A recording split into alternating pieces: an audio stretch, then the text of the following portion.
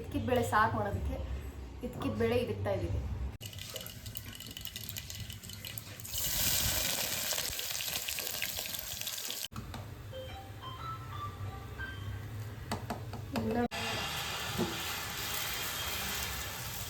ಇವಾಗ ಹೇಳ ಸುಮ್ಮನೆ ಹೋಗು ಅಂದೆ ಅಷ್ಟೇ. ಎದ್ದಿ ಯಾರು ಉಗಿಯೋರಿಲ್ಲ.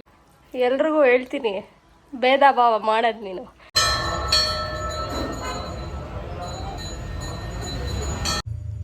Hello all, good morning, welcome back to my YouTube channel Jaipavan vlogs. Guys, ಇವತ್ತು ರ್ಯಾಂಡಮ್ ಆಗಿ ಬ್ಲಾಗ್ ಮಾಡ್ತಾ ಇದ್ದೀನಿ.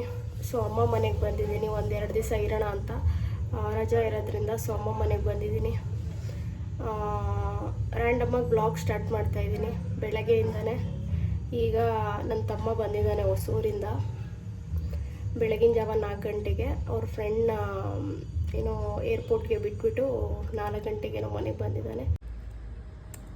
ಜಿಟ್ಟು ಓಯ್, ಹೇಗಿತ್ತೆ ಬೆಳಗ್ಗೆನೇ ವ್ಲಾಗ್ ಸ್ಟಾರ್ಟ್ ಮಾಡ್ಕೊಂಡಿದ್ದೀನಿ. ಗಾಯ್ಸ್, ಬೆಳಗ್ಗೆ ಎಷ್ಟೊತ್ತಿಗೆ ಬಂದ? ಅವ್ರ ಫ್ರೆಂಡ್ನ ಏರ್ಪೋರ್ಟಿಗೆ ಡ್ರಾಪ್ ಮಾಡಿಬಿಟ್ಟು ಬಂದಿದ್ದಾನೆ. ಗಾಯ್ಸ್, ಎಷ್ಟೊತ್ತಿಗೆ ಬಂದ ಅಮ್ಮ? ಎಷ್ಟೊತ್ತಿಗೆ ಬಂದ ಅವನು? ಏಯ್, ಎಷ್ಟೊತ್ತಿಗೆ ಬಂದೆ? ನಾನು ಬಂದಾಗ ಬಂದೆ. ನಿನ್ನ ತಲೆ. ಅಮ್ಮ ಎಷ್ಟೊತ್ತಿಗೆ ಬಂದೆ ಅವನು? 4 ಗಂಟೆನಾ?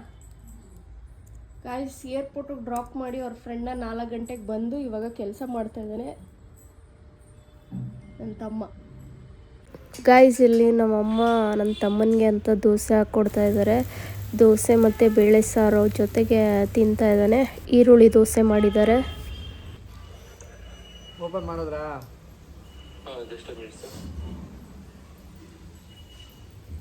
ನಮ್ಮ ಮನೇಲಿ ಆಲ್ರೆಡಿ ಅವರೆಕಾಯಿ ತಂದು ನೆನೆಸಿಟ್ಟಿದ್ರು.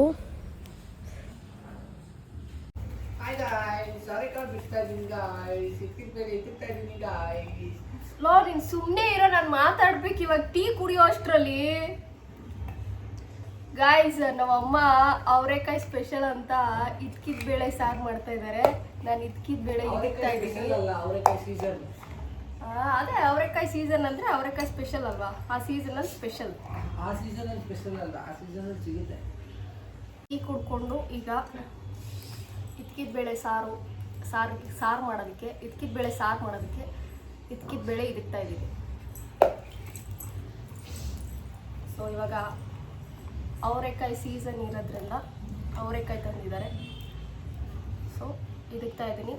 ಮತ್ತು ಸಾರು ಹೇಗೆ ಮಾಡ್ತೀವಿ, ಅದು ರೆಸಿಪಿ ಏನೇನು ಹಾಕ್ತೀವಿ ಎಲ್ಲ ಈ ವಿಡಿಯೋದಲ್ಲಿ ತೋರಿಸ್ತೀನಿ. Stay tune guys.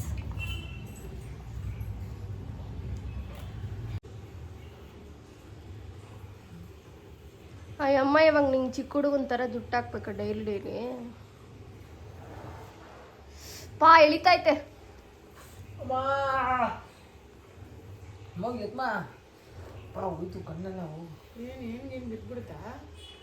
ಏನೈತೆ ನಿನ್ನ ತಲೆಲಿ? ಗಾಯ್ಸ್, ಅವರೆಕಾಯಿ ಎಲ್ಲ ಬಿಡಿಸಿ ಇದ್ಕಿದಾಯಿತು. ಸೊ ಇವಾಗ ಚಿಪ್ಪೆನ ತೊಗೊಂಡ್ಬಂದು ಆಚೆಗಡೆ ಹಾಕಬೇಕು.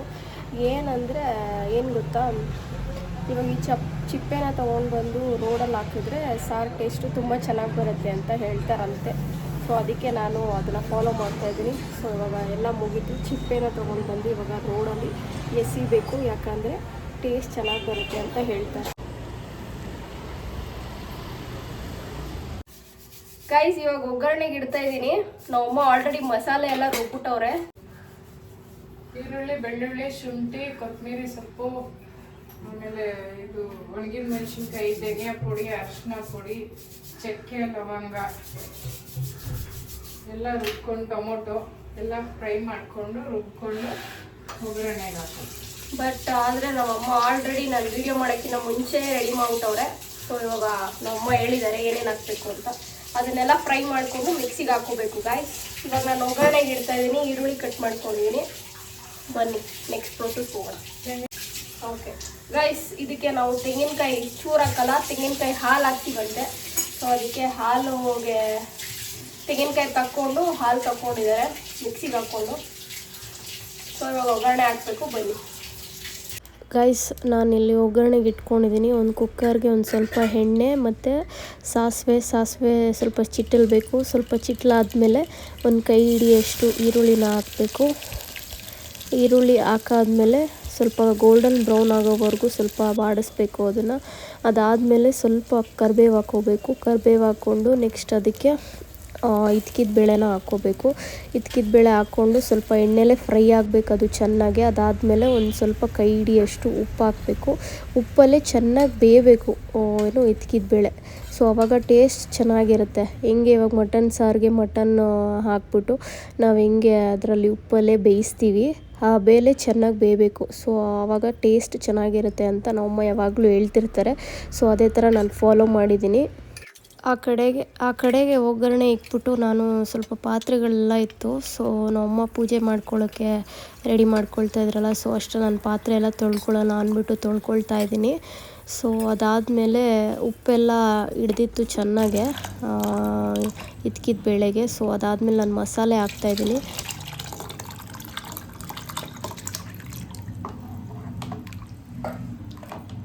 ನೀರಾಗಲಿಲ್ವಾ?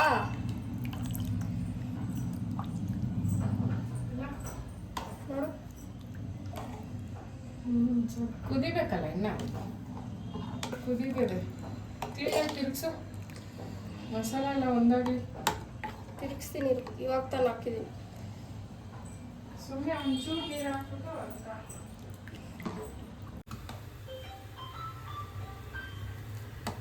ಎಲ್ಲ ಬೇಯ್ತಾ ಇದೆ. ಎಲ್ಲ ಬೆಂದಿಲ್ಲ, ಕುದಿಯೋಕೆ ಇಟ್ಟಿದ್ದೀವಿ. ಸೊ ಬೇಯ್ತಾ ಇದೆ.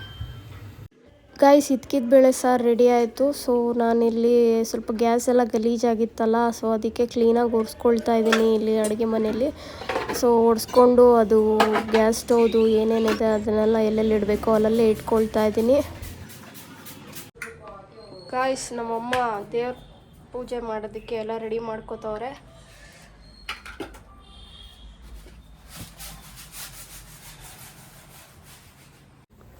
ನಮ್ಮಮ್ಮ ಪೂಜೆಗೆ ರೆಡಿ ಮಾಡ್ಕೊಳ್ಳೋ ಅಷ್ಟರಲ್ಲಿ ನಾನು ಕಸ ಗುಡಿಸ್ಕೊಂಡು ಮತ್ತು ಮನೆ ಒರೆಸೋಣ ಅಂತ ಒರೆಸ್ತಾ ಇದ್ದೀನಿ. ಗೈಸ್ ಇದು ನನ್ನ ಫಸ್ಟ್ ವ್ಲಾಗು, ಕುಕ್ಕಿಂಗ್ ವ್ಲಾಗು. ಹೆಂಗೆ ಬರುತ್ತೆ ಏನು ಎತ್ತ ಅಂತ ಗೊತ್ತಿಲ್ಲ, ಬಟ್ ನಾನು ಟ್ರೈ ಮಾಡಿದ್ದೀನಿ. ಫಸ್ಟ್ನೇ ವ್ಲಾಗ್ ಅಲ್ವಾ, ಏನಾದರೂ ಮಿಸ್ಟೇಕ್ ಇದ್ದರೆ ಹೊಟ್ಟೆಗೆ ಹಾಕ್ಕೊಳ್ಳಿ. ಸೊ ನಾನಿವಾಗ ಕಸ ಎಲ್ಲ ಗುಡಿಸ್ಬಿಟ್ಟು ಮನೆ ಒರೆಸ್ಬೇಕು. ಮನೆ ಒರೆಸ್ಬಿಟ್ಟು ಅಷ್ಟರಲ್ಲಿ ನಮ್ಮಮ್ಮ ಪೂಜೆಗೆಲ್ಲ ರೆಡಿ ಮಾಡ್ಕೊಳ್ತಾರೆ. ರೆಡಿ ಮಾಡ್ಕೊಂಡು ಆಮೇಲೆ ಪೂಜೆ ಮಾಡಿ ಬ್ರೇಕ್ಫಾಸ್ಟ್ ಮಾಡಬೇಕು. ಗೈಸ್ ಮನೆ ಒರೆಸಿದೆಲ್ಲ ಆಯಿತು. ಸೊ ಪಾತ್ರೆ ತೊಳೆದಿದ್ದು ಈಗ ನಾಷ್ಟ ಮಾಡಬೇಕು. ದೋಸೆ ಹಾಕಕ್ಕೆ ಬಂದಿದ್ದೀನಿ. ದೋಸೆ ಹಾಕ್ಕೊಂಡು ನಾಷ್ಟ ಮಾಡಿ ಫ್ರೆಶ್ ಅಪ್ ಆಗಬೇಕು, ಅಂದರೆ ಸ್ನಾನಕ್ಕೆ ಹೋಗಬೇಕು.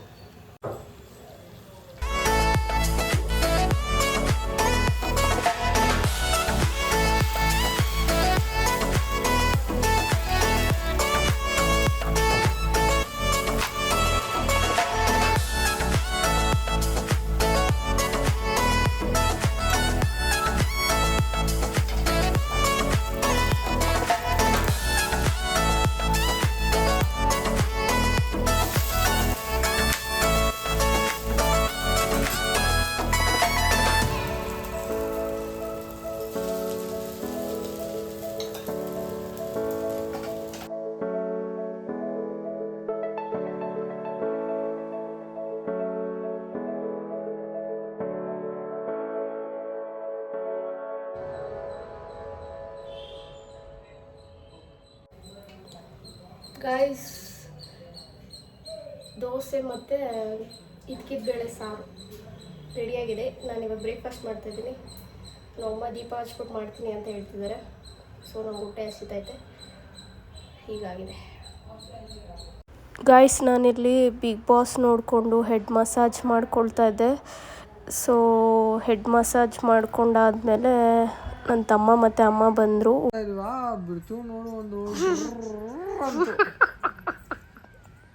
ನನ್ನ ಮಗನೇ ಅಲ್ಲೇ ನಾನು ಅವನಿಗೆ ತಿನ್ಸಿದ್ರೆ ನನಗೂ ತಿನ್ಸ್ಬೇಕಷ್ಟೆ. ನನಗದೆಲ್ಲ ಗೊತ್ತಿಲ್ಲ.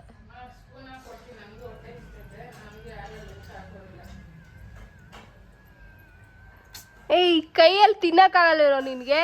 ಏನು ನಿನ್ ತುತ್ತು ಮಾಡಿ ಇಡಿಸ್ಬೇಕಾ? ಏನು ಚಿಕ್ಕ ಹುಡುಗನ ನೀನು? ಈ ಔಟ್ಸೈಡರ್ ಪೀಪಲ್ಸ್ನೆಲ್ಲ ಜಾಸ್ತಿ ಮಾತಾಡ್ಬೇಡ ಅಂತೇಳಿ ಔಟ್ಸೈಡರ್ ಪೀಪಲ್ಸ್ ಯಾರು ಔಟ್ಸೈಡರ್ ಲೇ ನೀನೇ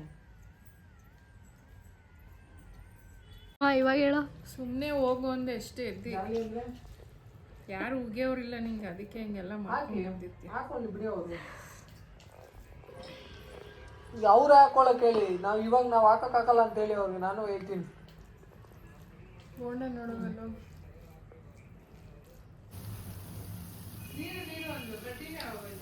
ಅವ್ರ ಮಾತು ಕೇಳ್ತೇನೆ ಅವ್ರ ಸಂಸಾರ ಅಷ್ಟೇ ಅಂತ ಅವ್ರ ಮಾತು ಕೇಳ್ತೇನೆ ಅವ್ರ ಬಗ್ಗೆ ಅವ್ರ ಹತ್ರ ಕೇಳ್ಬಾರ್ದು ಅಂತ ಅದಕ್ಕೆ ಪಾ ಅದೆಲ್ಲ ನನಗೂ ಗೊತ್ತಿಲ್ಲ, ನನಗೂ ತಿನ್ಸ್ಬೇಕಷ್ಟೆ. ಏಯ್ ಬೋಂಡಾ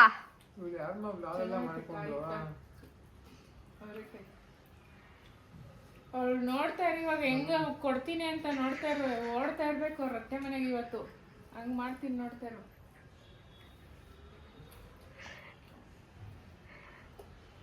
ಎಲ್ರಿಗೂ ಹೇಳ್ತೀನಿ ಭೇದ ಭಾವ ಮಾಡೋದು ನೀನು. ಅವನಿಗೆ ಮಾತ್ರ ತಿನ್ಸೋದು, ನನಗೆ ತಿನ್ಸು ಅಂತ ಅಂದರೆ ನನಗೆ ತಿನ್ಸು ಅಂದರೆ ತಿನ್ಸಲ್ಲ. ಗೊತ್ತಾಗ್ಲಿ, ಬ್ಲಾಗಲ್ಲಿ ಹಾಕ್ತೀನಿ, ಗೊತ್ತಾಗ್ಲಿ ಅವಾಗ. ಏಯ್ ಕಳ್ಳ ನಿಂಗೈತೆ ಇರೋ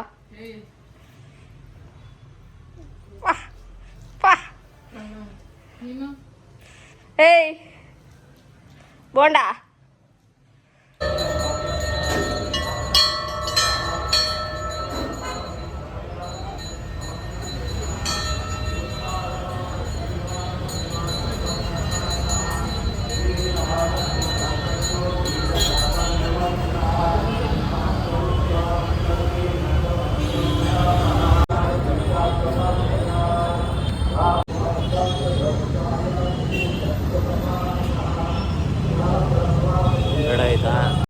ಗಾಯ್ಸ್, ಸ್ಯಾಟರ್ಡೆ ಮಾರ್ನಿಂಗು ನಾವು ದೇವಸ್ಥಾನಕ್ಕೆ ಹೋಗೋಕ್ಕಾಗಲಿಲ್ಲ ಬೆಳಗ್ಗೆ. ಸೊ ನಾವು ಅದಕ್ಕೆ ಈವ್ನಿಂಗ್ ಹೋಗೋಣ ಅಂತ ಅಂದ್ಬಿಟ್ಟು ಕ್ವಿಕ್ಕಾಗಿ ರೆಡಿಯಾಗಿ ದೇವಸ್ಥಾನಕ್ಕೆ ಅಂತ ಹೊರಟ್ವಿ. ಇಲ್ಲೇ ಅತ್ತಿಗುಪ್ಪೆಯಲ್ಲಿರೋ ಆಂಜನೇಯನ ದೇವಸ್ಥಾನಕ್ಕೆ ಅಂತ. ಬಟ್ ನಾವು ಅಲ್ಲಿ ರೆಗ್ಯುಲರಾಗಿ ಹೋಗ್ತಾ ಇರ್ತೀವಿ. ಸೊ ದೇವ್ರ ದರ್ಶನ ಎಲ್ಲ ಮುಗಿಸ್ಕೊಂಡು ಆಚೆ ಕಡೆ ಬಂದರೆ ಪ್ರಸಾದ ಕೊಡ್ತಾಯಿದ್ರು. ಸೊ ಪೊಂಗಲ್ ಕೊಡ್ತಾಯಿದ್ರು, ಖಾರ ಪೊಂಗಲ್ಲು. ಅದನ್ನು ತಿಂದ್ಕೊಂಡು ನೆಕ್ಸ್ಟ್ ನಾವು ಬೈಟು ಕಾಫಿಗೆ ಅಂತ ಹೋದ್ವಿ. ಕಾಫಿ ಟೈಮ್ ಆಗಿತ್ತಲ್ಲ, ಸೊ ಅಲ್ಲಿ ಕಾಫಿ ಕುಡ್ಕೊಂಡು ಮನೆ ಕಡೆ ಹೊರಟ್ವಿ. ಇದಾಗಿತ್ತು ನನ್ನ ಫುಲ್ ಡೇ ಬ್ಲಾಗ್, ಅಂದರೆ ಕುಕ್ಕಿಂಗ್ ಬ್ಲಾಗ್ ಇಷ್ಟ ಆದರೆ ಕಮೆಂಟ್ ಮಾಡಿ, ಲೈಕ್ ಮಾಡಿ, ಶೇರ್ ಮಾಡಿ, ಸಬ್ಸ್ಕ್ರೈಬ್ ಮಾಡಿ.